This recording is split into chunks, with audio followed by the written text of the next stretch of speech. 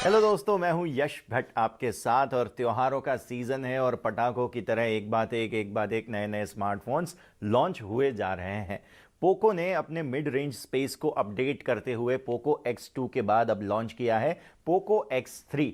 आपको याद होगा कि पोको जब भारत में आया तो अपनी पोको F1 सीरीज के साथ आया था, जो कि 20-25 हज़ार रुपए में आपको 50,000 वाले स्मार्टफोन के स्पेसिफिकेशंस देता था। लेकिन पोको F1 के बाद F सीरीज का कोई ऐसा स्मार्टफोन आया ही नहीं।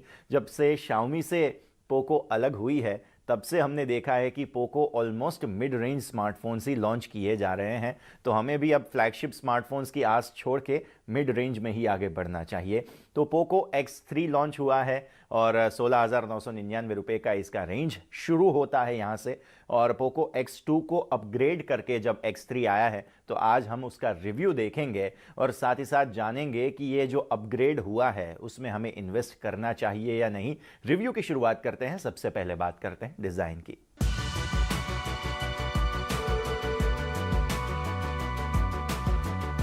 पोको X3 में कंपनी ने नए डिजाइन को चुना है। पोको X2 की तुलना में नए X3 में सिंगल सेल्फी कैमरा मिलता है, जो स्मार्टफोन के टॉप सेंटर में स्थित है। पोको ने हालांकि डिस्प्ले के मामले में कुछ भी नया नहीं बदला है और आपको अभी भी 120 हर्ट्ज रिफ्रेश रेट के साथ 6.67 इंच का पैनल मिलता है। डिस्प्ले के चारों ओर पतले बेजल्स हैं, लेकिन कैमरा होल कुछ लोगों के लिए थोड़ा ध्यान भटकाने वाला हो सकता है। डिवाइस को उठाते ही आप देखेंगे कि ये भारी है। 225 ग्राम वजन के साथ ये स्मार्टफोन सैमसंग गैलेक्सी M51 से भी भारी है। पोको X3 आता है 6000 mAh की बैटरी के साथ, मतलब वजन यहाँ पर अन्य चीजों की वजह से ज्यादा है।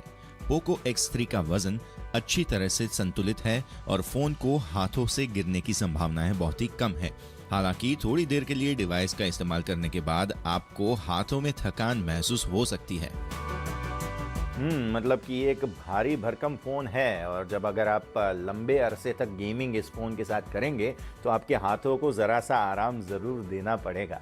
अब बात कर लेते हैं स्पेसिफिकेशंस की। पोको X2 को लगभग 7 महीने पहले लॉन्च किया गया था और इसने अपने स्पेसिफिकेशंस के चलते अपने सेगमेंट में अच्छी पहचान बनाई है। पोको ने नए फोन में बहुत कुछ नहीं बदला है। आपको अभी भी 120 हर्ट्ज रिफ्रेश रेट वाला बड़ा फुल HD प्लस डिस्प्ले मिलता है।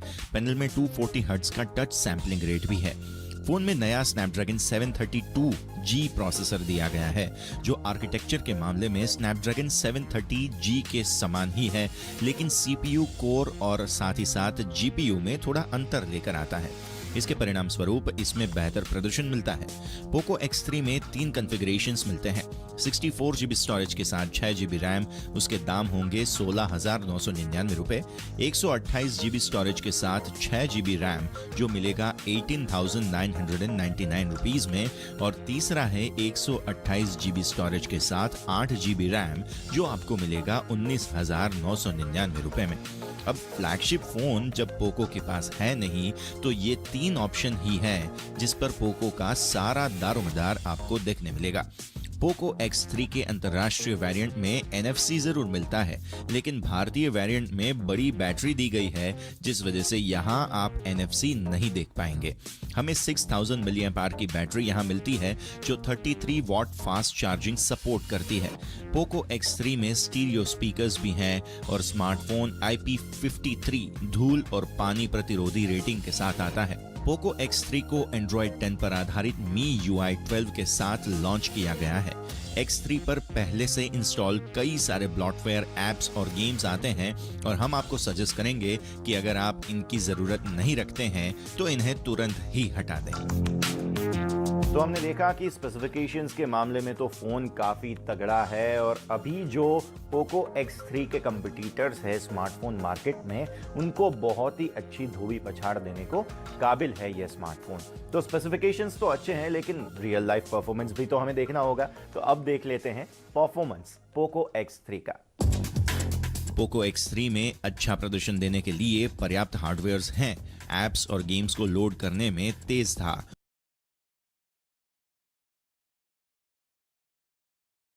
और ये बहुत आसानी से मल्टीटास्किंग भी कर लेता है। हमें पोको X3 पर वीडियो देखने में मजा आ गया क्योंकि डिस्प्ले में अच्छे व्यूइंग एंगल्स हैं और स्टीरियो स्पीकर अनुभव भी बढ़िया है। Side mounted fingerprint scanner fast है और चेहरे की पहचान करने के लिए फेस अनलॉक का इस्तेमाल जो होता है वो भी फास्ट है। स्क्रीन रिफ्रेश रेट डिफॉल्ट रूप से 120 हर्ट्ज पर सेट किया गया था और हमने गेम खेलते समय इसे नहीं बदला। हमने 25 मिनट के लिए गेम खेला और स्मार्टफोन की बैटरी 7% गिर गई। गेमिंग के बाद फोन का टच थोड़ा सा गर्म जरूर लगा। बैटरी लाइफ अच्छी है और पोको X3 आपको बिना किसी समस्या के 1 दिन तक का बैकअप दे देता है। बॉक्स के अंदर 33 वॉट चार्जर भी मिल जाता है। इसके इस्तेमाल से बैटरी 30 मिनट में 57% और 1 घंटे में 92% तक चार्ज हो गई थी। हाँ, तो परफॉर्मेंस के मामले में भी कोई ज़्यादा दिक्कत नहीं है। बढ़िया ढंग का परफॉर्मेंस हमें यहाँ पे देखने मिल रहा है। तो अब बात सबसे लास्ट डिपार्टमेंट यानी कि कैमरा डिपार्टमेंट की। इससे पहले भी पोको से हमने कैमरा डिपार्टमेंट में कोई ज़्यादा शिकायतें देखी नहीं थी, तो इस बार भी कैसा परफॉर्मेंस है पोको X3 कैमरा डिपार्टमेंट में, ये देख लेते हैं। पोको X3 में क्वाड कैमरा सेटअप है जिसमें f1.89 अपर्चर के साथ 64 मेगापिक्सल का प्राइमरी सेंसर, 13 मेगापिक्सल का अल्ट्रा वाइड एंगल कैमरा जिसमें 119 डिग्री फील्ड ऑफ व्यू है, 2 मेगापिक्सल का मैक्रो कैमरा और एक डेप्थ सेंसर है। फ्रंट में 20 मेगापिक्सल का सेल्फी कैमरा है। कैमरा ऐप का उपयोग करना आसान है और इसमें चुनने के लिए कई सारे शूटिंग मोड्स भी हैं। MIUI 12 में कैमरा UI बदल गया है और अब इसका उपयोग करना आसान हो गया है। यहाँ पर एक नया व्लॉग मोड भी है जो शूटिंग के दौरान बैकग्राउंड म्यूजिक और वीडियो इफेक्ट्स के साथ आता है। ये बिल्कुल नया है और सोशल मीडिया पर वीडियो अपलोड करने वालों के लिए बहुत ही काम का फीचर है। पोको X3 डिफॉल्ट रूप से तस्वीरों पर वाटरमार्क जोड़ देता है, इसलिए फोटो लेने से पहले कैमरा सेटिंग्स में इस विकल्प को बंद करना सुनिश्चित करें। इसका 64 मेगापिक्सल का प्राइमरी कैमरा डिफॉल्ट रूप से 16 मेगापिक्सल के फोटोज क्लिक करता है। दिन के उजाले में प्राइमरी कैमरा का उपयोग करके शूट की गई तस्वीरों में अच्छी डिटेल्स थी और यहाँ तक कि दूरी पर मौजूद टेक्स्ट भी साफ नजर आते हैं। हालांकि कैमरा आक्रामक रूप से ब्लैक्स को दबा देता है जिससे शैडो में हुई डिटेल्स कम आती हैं। वाइड एंगल कैमरा पर स्विच करने से बड़ा क्षेत्र जरूर दिखाई देता है लेकिन डिटेल्स में साफ कमी नजर आती है। वाइड एंगल कैमरा ने थोड़ा अलग रंग टोन दिखाया है जो आउटपुट में साफ दिखाई देता है। तो आते हैं फाइनल वर्डिक्ट पर। पोको X3, पोको X2 का एक वर्दी अपग्रेडेशन ज़रूर है। आपको हर एक डिपार्टमेंट में थोड़ा अपग्रेडेशन, थोड़ा सा सुधार ज़रूर देखने मिलता है।